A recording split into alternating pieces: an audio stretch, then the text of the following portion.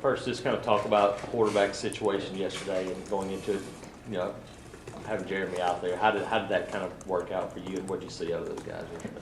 I think it went well. I mean, it was kind of the same plan. I mean, Jeremy was going to get in the game regardless of what happened, and I thought Nick was playing well. I mean, it just so happened we hadn't had to throw a pass much. I think Nick had only thrown one pass at that time, and he was playing well. I thought he made some really good plays with his feet, and then when Jeremy was able to step right in, I felt like we didn't miss a beat. I felt like he played well. Obviously, the first play that he was in was a big third down. And we got one-on-one coverage. He made a good throw, and I think that probably not only settled him down, but our whole team was able to feel like, hey, it's just business as usual. But our guys have a lot of confidence in both of them. So, and then Jonathan Wallace, when he was in there, did fine too. So it was good to get them all in there. Brett, was Nick able to practice today? Yeah, Nick was out there. He's able to do some things. And, he's sore, but he's a tough kid, and everything about me knowing about him and what we know so far tells me he should be okay. And just other than educating a little bit on time to try to get down a little bit, but I think he'll be all right. What did you say to him when he came outside after laying that boom? Talking about earlier in the game. Yeah. Seemed to hurt it on that run he made. Yeah, I didn't know that till after that drive. He scored a touchdown on that drive, and then that's when he kind of mentioned, hey, but he threw some balls and threw them fine. So. Went back out there and then just kind of landed on it wrong, and it was more. I think it was initially it hurt, but then after we got him off, it was more just we're up 21-0. Well, Jeremy threw a touchdown, so we're up 28-0. Let's just be smart, do some precautionary things, and at that point it was good to get Jeremy the reps anyway. So I think that's just when you're a competitor, you're a competitor, and you sometimes don't know. It doesn't matter the score or where you're at or anything. But hey, you got 9 yards, step out of bounds. Know the situation. If it's a big third down where I got to get it, or the game's on the line, or it's to score a touchdown, then yeah, maybe you try to run somebody over. But I think it's a good lesson in just protecting yourself a little bit when you can. Ray, you said Nick was able to do some things today. What was he able to do and what wasn't he able to do? He was able to do everything what we do on a Sunday night. Well, we don't ever throw that much on a Sunday night, but with what we were able to do, he was able to do it, and without really any issues. So would you have felt, obviously it wasn't the same situation like you said, 28-0, but if it was a closer game, an SEC game, would you have put him back in the game at that point? We didn't get to that point with the Docs, but from what I know, I think that would have been a possibility. Yeah, and so like I said, every time this year he's had any little issue, he's been tough, and since it's nothing major, we feel good about where he's at, and he'll work hard to get back. Talk about the kind of the different attributes that Jeremy and Nick provide. It seems like Jeremy said after the game he likes the deep ball, he likes that progression throwing. Yeah. Whereas Nick is a better runner than he is. Yeah, Jeremy's deceptive. He can run. It's a different style. He's more of a downhill guy, and Nick is a little more out in space. But I think they both like and throw the deep ball well. But Jeremy's a pure passer. He's good on rhythm and timing throws, and like you said, going progression to progression. Nick's really good when things break down. They have their strengths, and they have the things they need to work on.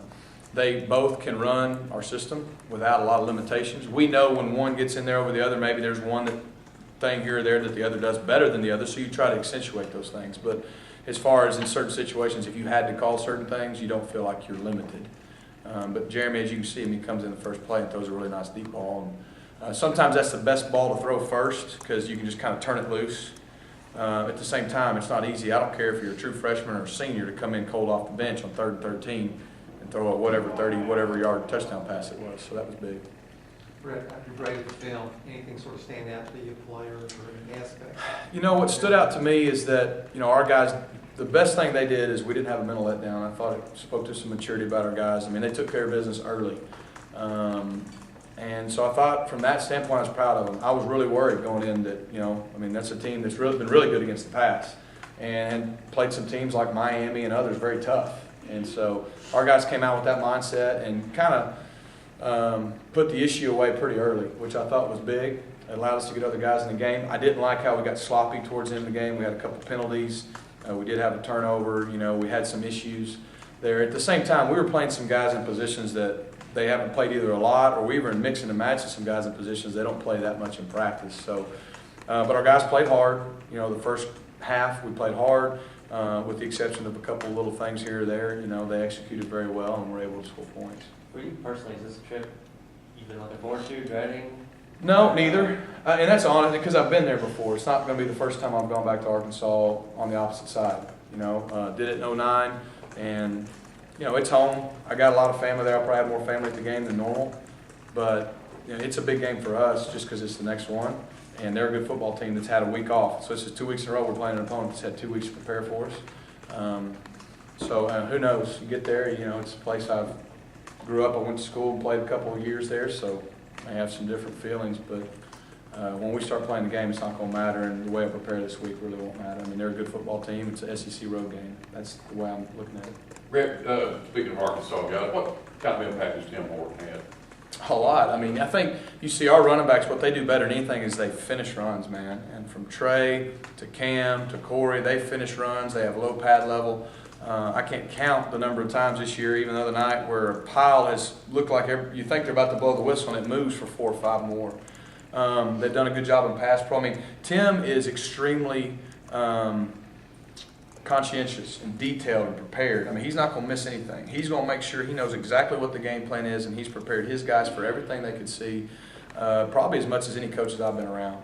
And so there's great comfort, from my end, knowing that once we go over the game plan on a, Sunday, Monday, get to Tuesday, that he's got it covered. You don't have to worry about the running backs. And from a quarterback standpoint, knowing that those guys are going to be schooled up in protection and everything else. So Tim, he's done a fantastic job with our backs. Of course, he's also a phenomenal recruiter for us. Several players have kind of mentioned they can kind of tell a little bit of when Coach Malzahn is amped up in practice or something like that for a big game, a big matchup, Ole Miss, Arkansas State, those kind of games that are personally important to him. Can you tell a change at all, even the slightest bit? You know him really well. Today was just Sunday. Today wasn't any different. I mean, Coach is pretty locked in all the time, but I would think these next several weeks are going to be pretty amped up no matter what. But, hey, let's be honest. It's a place that we're from. We've been before. So, yeah, it's a big game, but it's a big game because we have a lot of opportunity out in front of us. And, I've known Coach back when I played in high school, and it didn't matter who we were playing. He prepared the same way, and that's what I anticipate we'll do. You wonder what kind of reception he's going to get. There's probably mixed feelings or something like that. Maybe. I hadn't thought about it. Honestly, I mean, I don't know what kind of reception he would or wouldn't get. I do know this. There's a lot of people back there in that state that think a lot of him, and he's earned a lot of respect.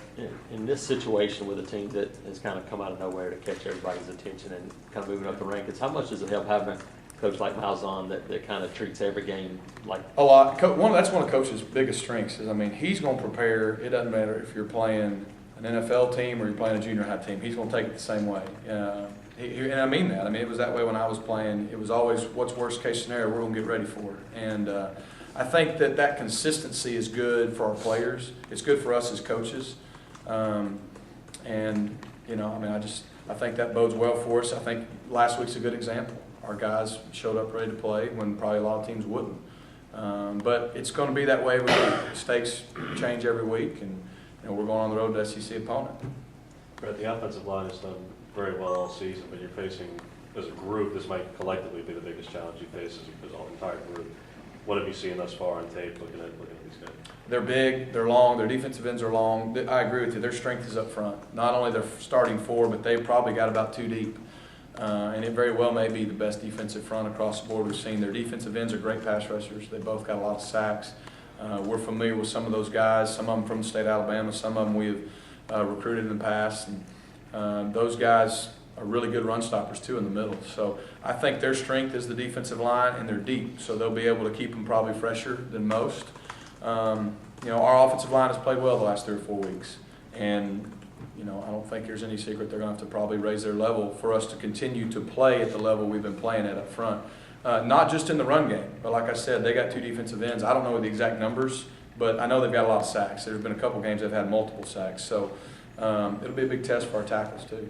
Rhett, I wanted to ask you. Go ahead. Jeremy didn't play a whole lot late in the game. Any reason why he didn't play a little bit more? Well, I think, was it 38-7 at half? Something like that, 38-7. Yeah. And so we got some guys out then, and I wanted Jeremy to start the second half and get used to that feeling of, hey, I'm going back out in the second half. Plus, at that point, they were getting the ball, and they ended up kicking a field goal. Well, they scored touchdowns, a 3-score game. So the issue was still somewhat up in the air, but and we were able to go score on that first drive. But I wanted him to get some more reps. But then at some point, Jonathan Wallace needed to play, and then we had some things in mind for Kyle, anyways. So that lended the hand for him to get the ball a couple times. But you know, obviously at that point too, you want to protect all those guys. But what the score was 45-10. I mean, it was time to get Jonathan in and get him some reps too. I wanted to ask you about 3 guys that are possibly redshirt that hadn't played yet: Peyton Barber, Dominic Walker, Deion Mix. Just what have you seen out of them? What potential do they have? They got potential now. Unless something changes, we hope to be able to redshirt those guys. They're doing a good job over there for the defense. Actually, Peyton is even still somewhat involved with us. We've been fortunate enough to stay healthy at running back. That hadn't had to be something we've had to look into. But I mean, we feel like Peyton's future is very bright. He's a very gifted, just natural runner. So once he learns protections and just the game slows down from all the things that happen to a lot of freshman backs, we feel good about him. Deion's a big guy. I think Deion's benefiting from extra time with Ryan Russell. When he gets his body changed to a college weight program, I think you'll see a big guy that's athletic and can move people. And the same thing with Dominic Walker. I mean, there's certain freshmen that have to play because of necessity. Some guys come in and they're just ready. Others aren't. But there's nothing wrong with redshirt, and Dominic Walker's someone that we still feel really good about. And I think this year is going to be good for him. In the spring, I think things will be slowed down for him. Brett, if Jeremy has to either start or play a substantial portion of time in this road game with the defensive front and all the challenges you're facing, how confident are you in putting a true freshman out there in this road environment? I'm extremely confident in him. I think it's been good he's gotten to play the last 3 weeks. Obviously, the 2 games he played more, but he's still got action at A&M. He's been to A&M. He's been to LSU. You know, it's still going to be just the 4th game he will appear in to some degree, you know, as a college player. So, but Jeremy's very confident. He feels good about what we have in the game plan each week. And he's got a lot of natural instincts that I think bode well for him at quarterback that, you know, still take over because football's football when you get out there. So I feel good with Jeremy out there. I really would. Yeah, Brett, you know, you mentioned a lot of guys who were mixing and matching, and Alex mentioned Tunde, you know, being a guy who's back at center, Yep. but mainly plays left guard. How did you feel like he played yesterday? I thought Tunde did a really good job. I think there was 1 or 2 things, and you know, I mean, shoot, when you don't rep there all the time, that's going to happen. But he did well, and then he even moved back into center, and I thought he did well then. Tunde is a guy that provides a lot of depth for us at more than one spot, and so it was good to get him a lot of meaningful game action too. Because as I've been saying, I may not have been in here earlier, is, you know, we got for sure 4 games coming up that are going to be physically demanding, and you know, guys will get banged up, nicked and bruised, and that number 2 guy this time of year with what we have left on our schedule has to be ready more than ever. And really that number 3 guy even, because you're 1 play away, as you hear people say, but I mean, guys are getting beat up later in the year. And we've been fortunate to be getting healthier as the year goes on, actually, but it's good to get Tunde and Sean Coleman and all those guys as many reps as possible. You've played in these no-huddle offenses that obviously got a lot of attention, but and you've also recruited to it. Is it kind of a fun offense to play in that makes it easier to recruit certain kids that, and maybe you got some examples of kids who just fit the system? Yeah, it's definitely fun. It's fun to play fast. It's fun to be successful and move the ball and score points. And I know for me personally as a quarterback, it was fun because I felt like I had a lot of flexibility, a lot of when you go fast, you kind of feel like you can get a good feel for what you're seeing on defense. Guys want the ball. The more plays you run, the more touches ball carriers and playmakers get. And the stats back it up. I mean, that's that many more times you can get wide receivers touches and different running backs touches and so on and so forth. So we feel like that's definitely something that the way the game's going at our level, more and more teams are doing it. Tons of teams in high school are doing it. And I also think that helps us too because kids are doing it in high school. They want to continue to do things they're familiar with and comfortable with at the next level. Rhett, is Marcus Davis okay? Yeah, Marcus Davis was out there tonight. He went through practice as well without any major limitations. So, you know, as you saw, he was able to get up and run off the field. So I think it was more of a little bit of a scare than any issue.